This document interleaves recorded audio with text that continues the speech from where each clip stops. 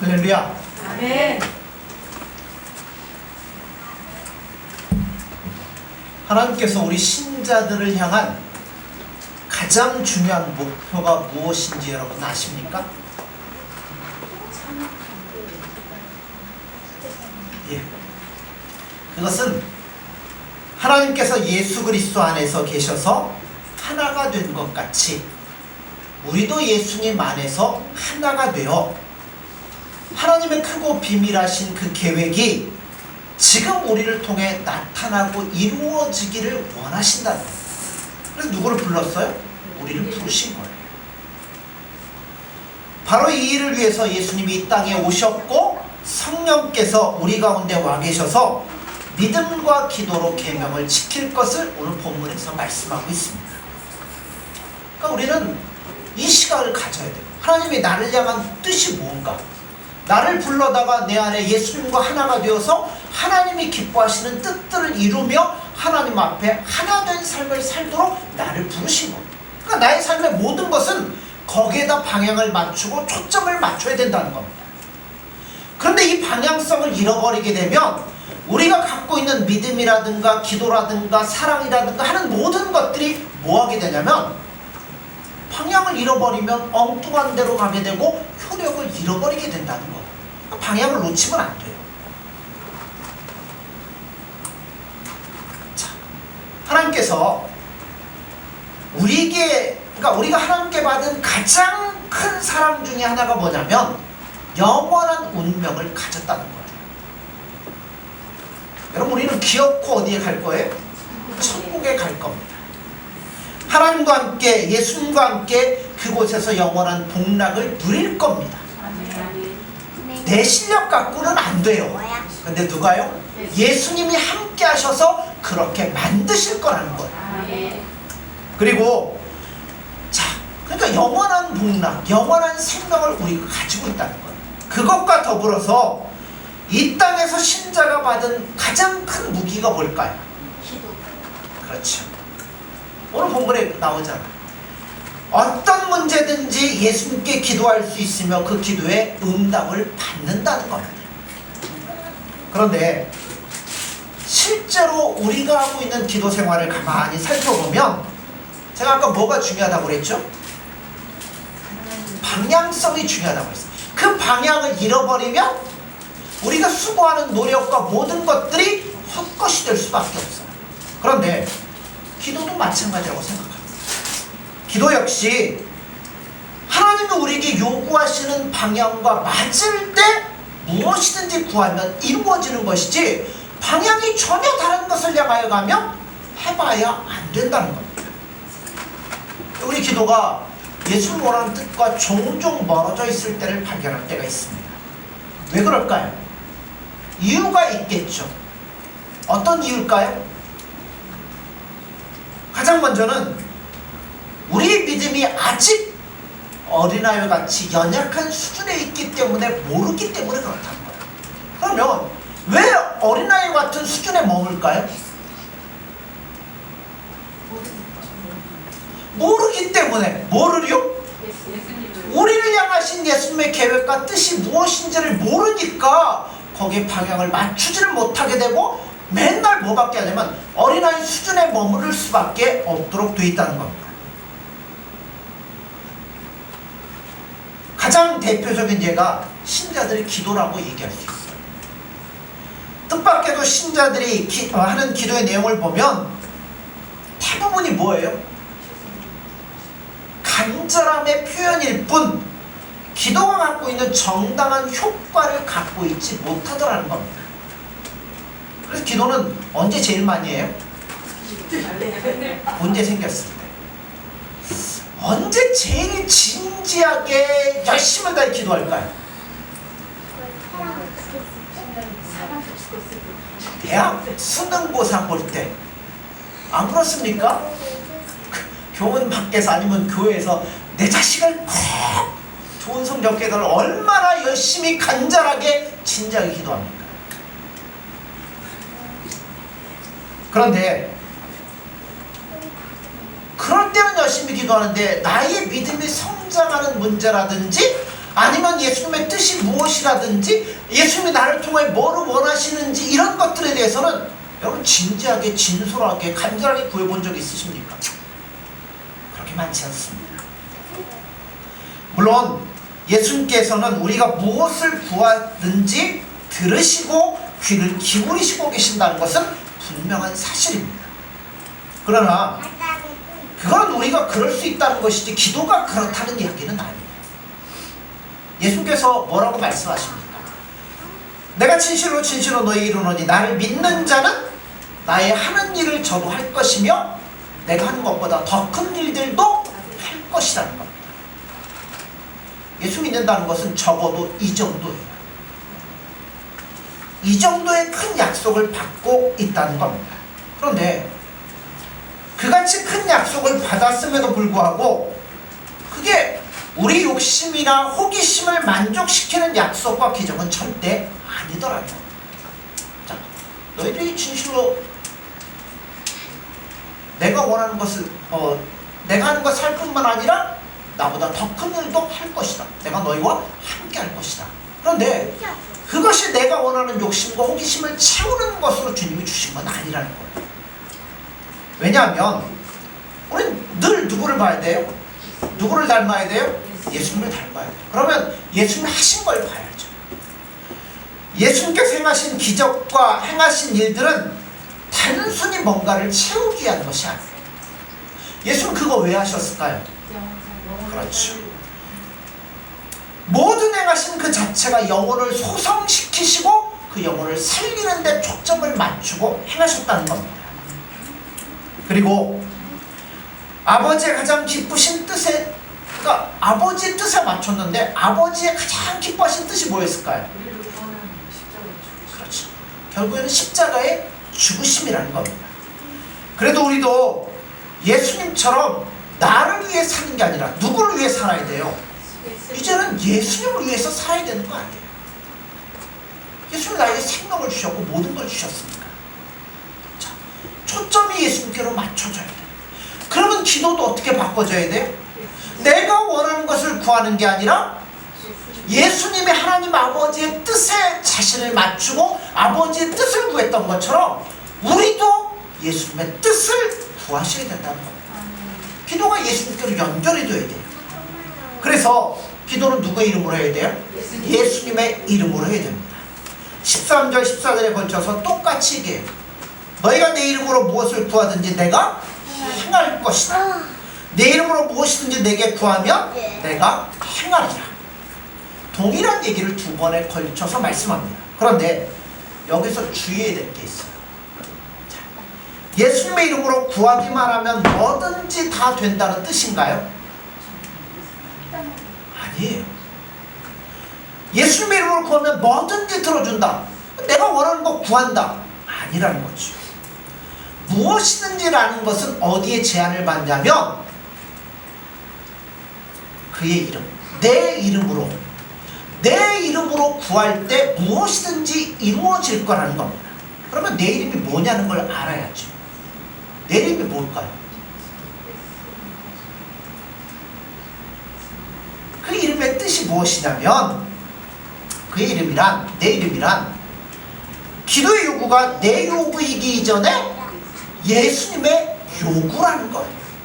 그러니까 내가 예수님의 이름으로 뭘 구한다고 다 들어주신다고 말씀하는데 예수님의 이름이 뭐냐면 예수님이 원하는 것을 내가 구할 때 어떤 것이든 예수님이 다 들어주시겠다는 거예요. 그러므로 기도의 첫 번째 핵심은 예수님의 요구를 구하는 거지 내 요구를 구하는 게 기도가 아니라는 걸 아셔야 돼요. 마치 우리가 어렸을 때 어머니 심부름을 가죠. 얘야 뭐 이웃집 박씨 집에 가갖고 내가 전에 꿔준 돈 받아와라. 그럼 가갖고 돈 주세요 하는 거잖아요. 그런데 내가 가서 돈 주세요 할 때 그거는 내가 얘기하지만 내 요구이기 전에 누구의 요구예요? 엄마의 요구이잖아요. 그러니까 우리는 기도할 때도 내 요구이기 이전에 예수님이 원하는 기도를 할 때 예수님이 100% 들어주신다는 거예요. 그런데 여기서 예수님의 요구를 전하기만 하면 다 되느냐?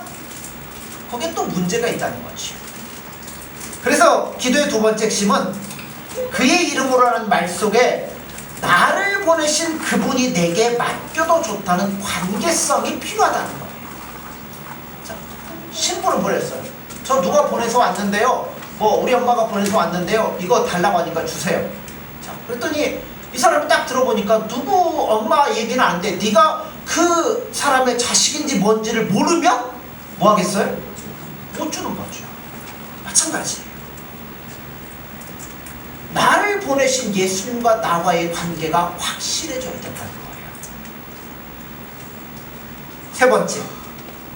세 번째 핵심은 보냄을 받는 자가 어떤 이름을 대든 그분의 요구에 나도 열심히 동참하고 있다는 뜻이 포함되어 있죠. 자, 기도라는 것은 어떤 의미에서 누가 하는 거예요? 내가 하는 거잖아요. 내가 하는 것이므로 내가 그 이름을 대고 누구 앞에 나아가서요? 예수님의 이름을 가지고 하나님 앞에 나아가서 간구를 하는 거예요. 그런데 간구할 때 어떻게 해야 돼요? 주려면 주고 말라면 말고 그래야 되나요? 아니죠. 소극적으로 포기하는 마음으로 가지고 기도하는 한 올바른 기도가 될 수가 없어요. 자, 예를 들면 이런 거죠. 예수님의 이름이라는 것은 예수님께서 우리에게 인감 도장을 딱 주고 인감 증명서에 딱 띄워줬어요. 그 안에 내용란에는 뭐로 써요? 공란, 네가 원하는 거 써라 하고 딱 줬어요. 자, 내가 원하는 걸 거기다 써놓으면 되는 거예요. 그러나 그것을 누구 앞에 갖다 대야 돼요? 하나님께 갖다 대야 돼요. 다 써가지고. 그러니까 우리가 아무렇게나 쓴다고 해서 하나님 딱 보시고 이거 인감도장도 있고 증명도 있네 하고 들어주시는 게 아니라는 거예요. 이런 의미에서 기도란 내 목적을 이루는 수단으로 동원되는 것이 아니라 예수님과의 바른 관계 속에서 예수님이 원하는 것을 구할 때 하나님이 응답하시며 인도해 주신다는 겁니다. 그러기에 기도에 있어서 가장 큰 핵심은 우리가 누구이며 어떠한 사랑을 받고 있으며 어떤 취급을 받고 있느냐를 분명히 아셔야 돼요. 우리는 아무 때나 기도할 수 있어요. 그런데 어떨 때 보면 기도 때문에 시험에 들 때도 많아요. 어떤 부인이 옆집에 사는 그 어떤 집사님이 교회 가자고 그래 가자고 그래도 안 가요. 근데 어쩌다가 한번 실수한 게 있어갖고 어쩔 수 없이 따라가 줬어요. 한 번 따라가고 두 번 따라가고 세 번 따라가고 쭉 그렇게 살아가고 있었어요. 그런데 어느 날 집에 큰일이 생겼어요. 이 방법 저 방법 다 써도 안 되어서 이때가 싶어 교회 나가본 적은 그렇게 많지 않지만 들은 게 있잖아요. 뭘 들었어요? 무엇이든지 구하면 들어주신다. 그랬더니 뭐예요? 이것만 들어주시면 제가 예수님을 열심히 믿겠습니다 하고 기도합니다. 그런데 됩니까? 되면 좋은데 안 되죠. 분명히 얘기했잖아요. 믿을까 말까 하고 구하라고 그랬어요. 믿고 구하는 것이지 믿을까 말까 구하는 것이 아니잖아요. 또 이런 것도 있죠. 많은 분들이 목사에게 기도 부탁을 합니다. 목사님, 어떻게 이번 문제만 잘 해결해 주시면 우리 남편이 교회를 나온대요. 좀 기도해 주세요. 어떻게 해야 되나요? 목사가 예수님 비서실장도 아니고 금고 맡은 자도 아니잖아요. 안 돼요. 속수무책이죠. 과연 기도가 뭘까요? 기도는 예수님과 나와의 관계가 확인되어지고 더 깊어지는 것으로 쓰이는 게 기도예요. 예수님의 뜻이 무엇입니까? 이 상황 속에서 예수님이 나에게 원하는 게 뭘까요? 그럼 내가 어떻게 살아야 될까요? 예수님께 뜻을 묻고 예수님이 가르쳐 주시면 그대로 살아가면서 누구와의 관계가 돈독해지냐면 예수님을 더 알아가고 그 관계가 회복되어지고 더 예수님을 사랑하게 될 때 쓰여지는 게 기도예요.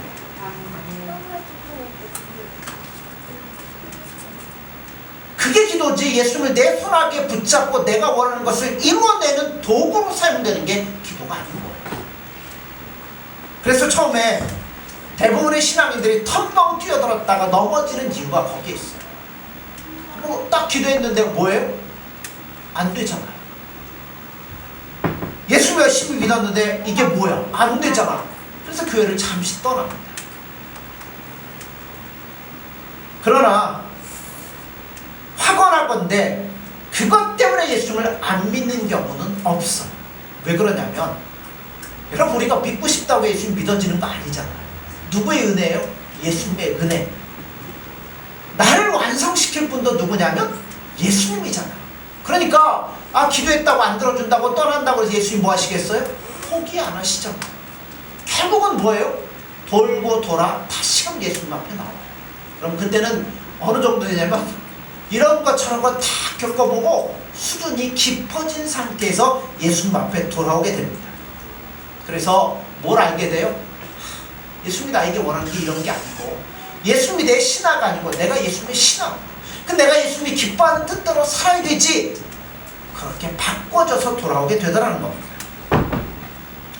그런 차원으로 들어가면 드디어 기도가 훨씬 깊어지기 시작한다는 거예요.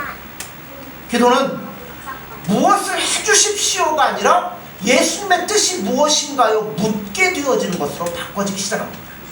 그리고 그 뜻에 부합되며 그 뜻을 이룰 수 있는 것을 요구하지, 예수님 나에게 이 문제 해결해 주세요, 이 환경 바꿔주게 해주세요, 그렇게 구하지 않게 되더라는 겁니다. 그럼 어떤 분들은 이러죠. 그럴 바에야 뭐하러 예수 믿어? 그런데 그걸 다른 말로 얘기하면 부적 얻으러 왔다고 하는 거예요. 예수를 믿는 것은 부적되어 주는 게 아니에요.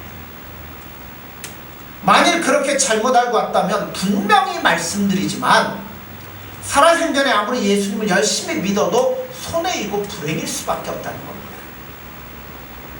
믿는다는 것은 하나님과 그 아들 예수 그리스도를 알며 그를 믿으며 그를 영화롭게 하며 그를 두려워하는 일이지, 욕심과 우리의 쓸데없는 배짱을 위해서 예수님이 동원되는 것은 결코 아닌 거예요. 자, 그러므로 기도는 예수님의 뜻을 물으셔야 돼요. 그럼 목사님, 내가 염려하고 걱정하는 것들 어떻게, 그거 다 누구에게 맡기라고요? 예수님께 맡기세요. 무엇을 먹을까, 무엇을 입을까, 무엇을 마실까 염려하지 말라고 예수님 말씀하잖아요. 너에게 있어야 될 것 예수님은 다 아신다고 그랬어요. 그러니까 뭐 하라고요? 먼저 그 나라와 그의 의를 구하라. 예수님의 뜻을 구해라. 그러면 염려하고 걱정하는 거는 내가 하겠다는 거예요. 자, 그러면 예수님의 뜻을 구하세요. 걱정도 있어요, 두려움도 있어요, 여러분 다, 그러나 예수님께 맡기세요. 자, 이 기도가 15절에 가면 느닷없이 뭘로 바꿔져요? 자, 15절 말씀 보세요. 너희가 나를 사랑하며 나의 계명을 지켜라. 왜 이렇게 넘어가는가 하는 것을 사랑으로 풀어보셔야 돼요. 진정한 사랑이라는 것은 즐겨 신하가 되는 겁니다. 사랑만큼 요구하지 않는 것도 없습니다. 사랑이란 내 뜻을 관철하는 게 아니라 누구의 뜻을? 상대방을 사랑하고 상대방을 높이고 상대방의 요구를 들어주고 그 상대방 앞에 나를 낮추고 하는 게 사랑이잖아요. 그래서 상대방이 원하는 것에 정신을 쏟고 이루어주고자 애쓰는 것이에요. 그러니까 모든 신경과 생각이 다 누구에게로 가요? 상대방에게로 가는 겁니다. 자, 그래서 사랑은 행동으로 옮겨지지 않으면 그건 사랑이 아니에요. 다 입에 발린 거짓이고 마음을 훔치기 위해 내놓는 미끼에 불과하다는 겁니다. 자, 이제 여러분들에게 물어볼 게 있습니다. 과연 여러분은 하나님과 예수 그리스도께서 원하고 있는 것을 여러분도 원하고 있으며 지키고 계십니까? 예. 자, 이거는 율법주의로 지키는 걸 말하는 게 아니에요. 율법주의로 지키는 건 뭐예요? 내가 이걸 지키면 하나님이 복을 주실 것이다. 그렇게 지키는 것은 율법주의. 진정으로 예수님을 사랑하고 그의 계명을 지키느냐에 관한 질문인 거예요. 이것이 없다면 예수님을 사랑하는 게 아니에요. 말로만 사랑한다고 수시로 말하지만 그게 온전한 사랑은 아니라고 말씀합니다. 자, 모든 부모는 누구의 딸이 제일 이뻐요? 내 자식이 제일 이뻐요. 어디 비교할 데가 어디 있습니까? 제일 이쁘죠. TV에 나온 애들보다도 더 예쁘다는 겁니다. 그걸 누가 말리겠어요? 아무도 못 말리죠. 또 어떤 사람이 중매로 결혼을 했어요. 그런데 그 남자에게 있어서 다 좋은데 흠이 하나가 있어요. 밥을 먹을 때 너무나 개걸스럽게 먹어요. 막 흘리기도 하고 막. 그런데 둘이 결혼을 했어요. 그래서 그 부인에게 물어봤어요. 도대체 어디가 좋아서 결혼을 했느냐? 그러니까 뭐가 좋다고요? 밥 먹을 때 그렇게 개걸스럽게 먹는 게 얼마나 이쁘든지 그것 때문에 결혼했다는 거예요. 사랑이라는 게 그래요. 사랑이란 바로 이런 열심입니다.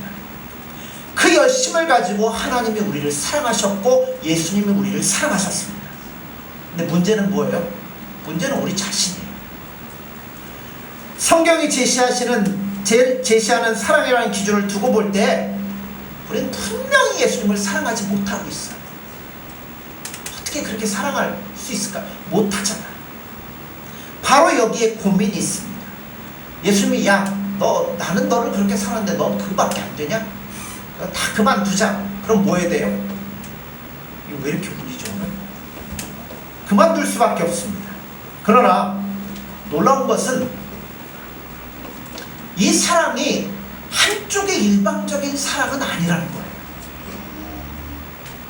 여러분, 우리는 연약하고 부족해서 예수님을 원하는 사랑에 비하면 우리는 조금밖에 못해요.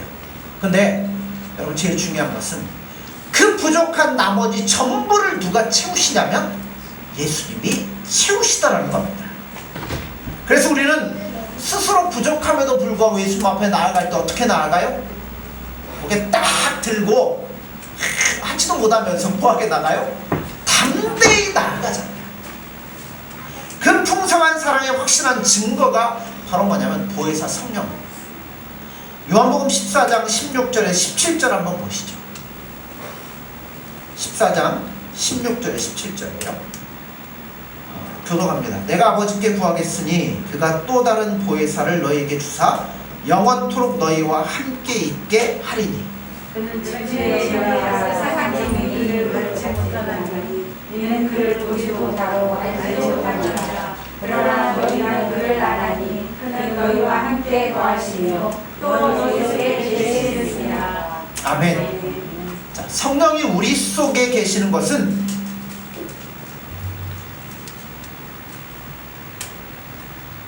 우리가 세상에 속하지 않은 증거입니다. 세상은 저를 알지 못하고 받지도 못합니다. 그런데 우리 안에 누가 계신다고요? 성령께서 계십니다. 그러면 또 물어볼 게 있죠. 아까 우리가 예수님 우리를 사랑하는 것만큼 우리가 사랑하느냐 하면 못 사랑하죠. 또 물어봐요. 도대체 우리가 성령이 오실 만한 조건과 자격을 갖추었느냐 하면 못 갖추고 있죠. 그 대답은 아까 확인한 것처럼 우리는 주를 사랑하지 않는 족속이라는 겁니다. 분명히 사랑하고 싶은 마음은 많아요. 근데 온전하게 사랑하지를 못하더라는 겁니다. 예전에 한국교회에 많이 던져진 질문 중에 이런 게 있었어요. 여러분 예수님 믿으십니까? 왜 대답을 안 하세요?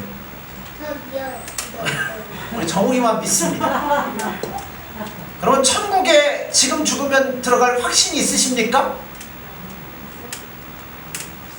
자, 그러면서 물어보죠. 지금 천국에 들어갈 확신이 있으신 분은 손을 드십시오. 정우이만 들어서 나머지 왜 안 드세요? 자, 그러면 보통 손을 듭니까? 못 듭니까? 대부분 머뭇머뭇거리고 자신있게 들질 않아요. 그러면 이제 강사가 또 물어보죠. 뭐라고 물어봐요? 그럼 예수님 안 믿습니까? 그러면 전부 다 뭐라 그래? 믿습니다. 천국에 있는 것을 믿습니까? 믿습니다. 예수님이 나의 죄를 위해 죽으신 것을 믿습니까? 믿습니다. 근데 왜 천국에 간다고 손을 안 드십니까? 그럼 그때서야 뭐예요 또? 자, 손들 또 다 들어요. 근데 왜 처음에 못 들었을까요?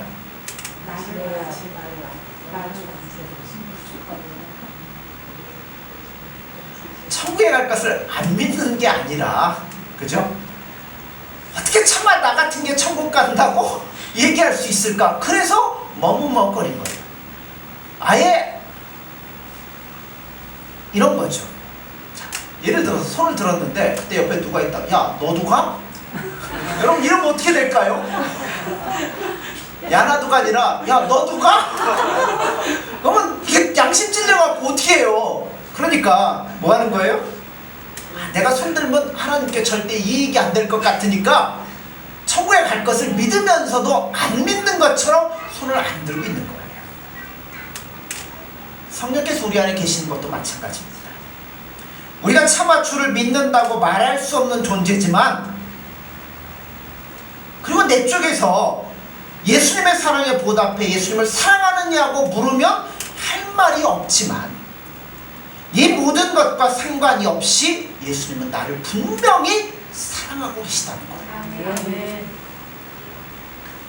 바로 그 같은 사랑을 위해서 예수님이 이 땅에 오셔서 우리를 대신하여 죽으셨고, 성령께서 우리 안에 찾아오셔서 우리 마음속에 내주하시면서 우리를 인도해주고 계시다는 겁니다. 자, 18절에서 20절 한번 보시죠.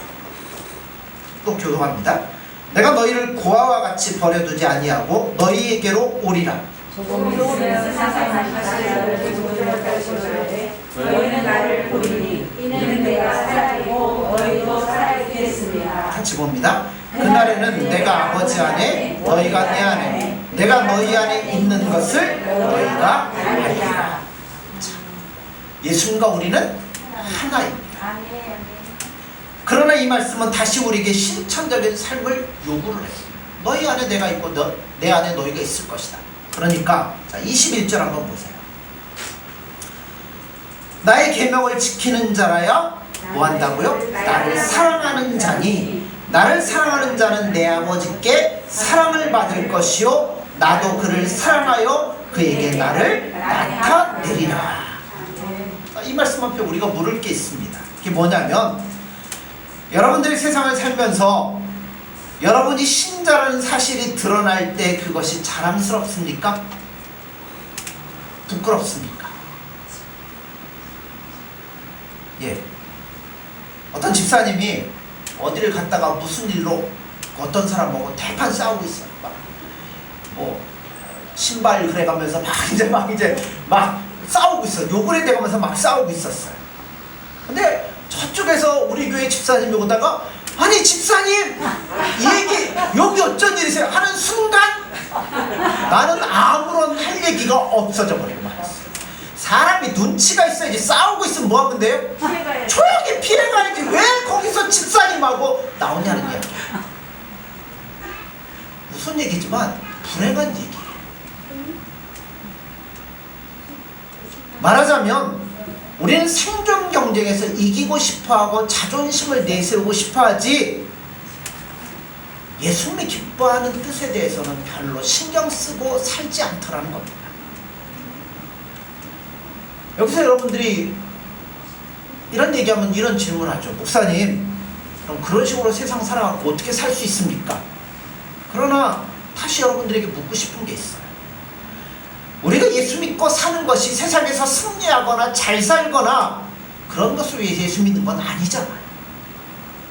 여러분, 예수 믿는 건 예수님이 나를 사랑해 주셔서 나를 귀하게 여기시고 자기의 생명을 버려가면서까지 나를 하나님의 거룩한 백성 삼아주신 게 너무나 감사해서 그 예수님을 사랑하고 그 예수님의 뜻을 알아서 예수님과 동행하려고 믿는 거잖아요. 그게 목표인 거잖아요.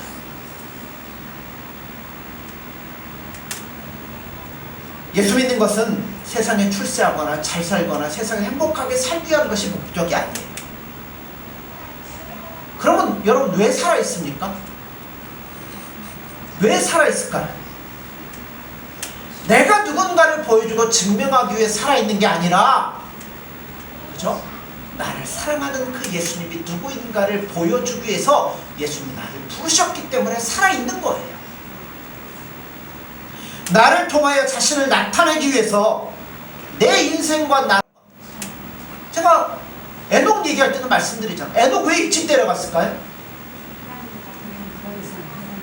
더 이상 에녹을 통하여 할 게 없어요. 다 했기 때문에.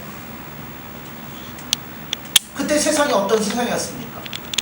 정말 악한 세상이었잖아요. 그때 에녹은 예수님과 즐거이 동행하는 삶을 살았잖아요. 그래서 예수님이 야, 너는 내가 너를 통해서 나타낸 걸 다 했으니까 뭐 더 이상 있어봐야 뭐하냐, 가자! 그러고 데리고 하신 거예요. 우리도 그것을 위해서 이 땅에 존재하는 거예요. 그게 다 되면 뭐 하신다고요? 데려가실 거예요. 그래서 살아있는 거예요. 그러면 우리 또 이런 얘기해요. 그러면 우리 식구들은 누가 먹여 살립니까? 누가 책임집니까? 반문하는데 그건 누가 예수님이 한 일이에요.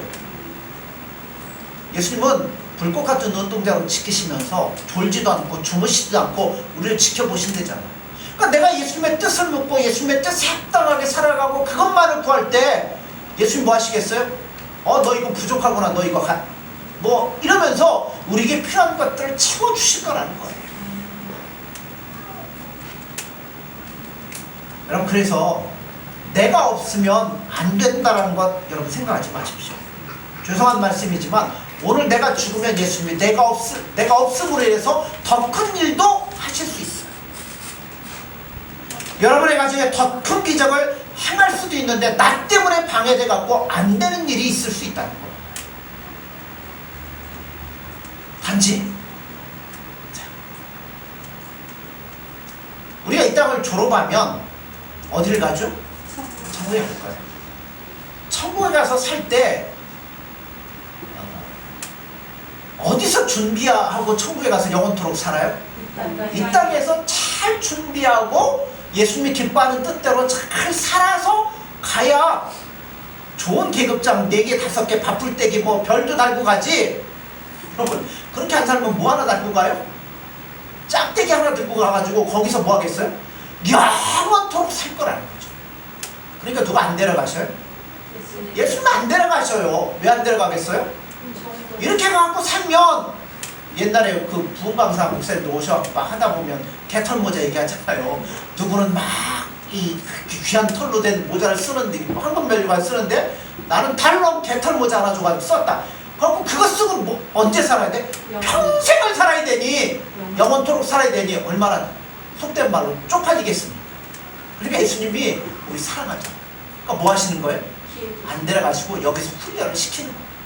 이런 연단 저런 연단. 그러니까 연단 온다고 해서 여러분 맨날 낙심하고 왜 나에게 하지 마세요. 뭐 하는 거예요? 훈련하고 연단에 계급장 타는 거예요. 그것을 위해서 예수님이 우리 가운데 연단하시고 훈련하시며 인도하신다는 겁니다. 뭐 하려고? 등급 올려서 데려가시는 거예요. 고기도 2+가 비싸잖아요. 맛있고. 그죠? 우리도 2+은 받고 여러분 천국 가야 될 거 아닙니까? 오늘날 예수님이 계실까? 전지전능하신 예수님 왜 내 기도에는 응답하지 않을까? 서로에게 묻고 있진 않습니까? 이 질문하는 것 자체가 사실은 창피한 것일 수밖에 없습니다. 나의 생애에 예수님의 영광과 사랑과 그 열매에 어떤 증거도 나타나지 않는 것은 예수님의 능력이 부족하거나 아니면 예수님의 사랑이 부족해서가 아니에요. 오늘도 우리 자신이 자기 욕심을 따라 자기의 부끄러운 일들 속에 자기를 처박아 놓고 있기 때문에 모를 뿐이지 그렇지 않다는 겁니다. 그러므로 마땅히 지금은 자다가 깰 때입니다. 여러분의 신자된 도리와 책임과 그 영광을 여러분 이제는 놓치지 마세요. 예수님이 하신 일을 할 것이며 예수님이 하신 것보다 더 큰 일도 할 거다. 그러니까 뭐든지 구해라. 내가 다 들어주겠다. 나를 사랑하셔서 자기의 생명을 다 주신 예수님. 그 예수님이 원하는 뜻이 무엇인지를 묻고 구하십시오. 그러면 예수님이 응답해 주실 겁니다. 그러면 뭐 먹고 살아요? 그건 누가 걱정한다고요? 예수님이 다 걱정하시며 책임질 거예요. 여러분 이스라엘 백성이 출애굽하고 광야 가운데 굶어 죽은 사람이 있습니까? 하나님 명령 거역했다가 하나님의 벌로 죽은 사람이 있어도 굶어 죽은 사람은 하나도 없어요. 몇 년 동안요? 40년 동안. 여러분 우리의 삶도 마찬가지입니다.